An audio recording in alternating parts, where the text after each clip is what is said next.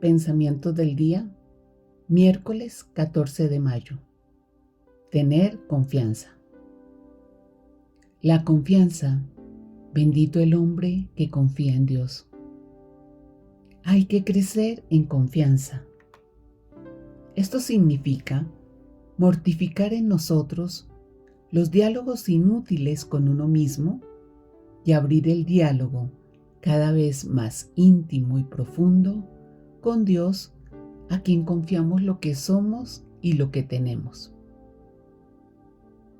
Necesitamos aumentar en nosotros día tras día la confianza.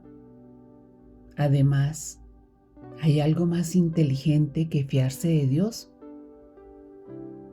Sin embargo, la libertad que Dios nos ha regalado nos pone en la alternativa de creer o no en el amor que es Dios.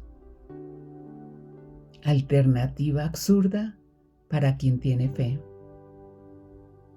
Porque si Dios es y si su ser es amor, la confianza completa en Él no es más que la consecuencia lógica. Chiara Lubich, Escritos Espirituales 2, Lo esencial de hoy, editorial Ciudad Nueva.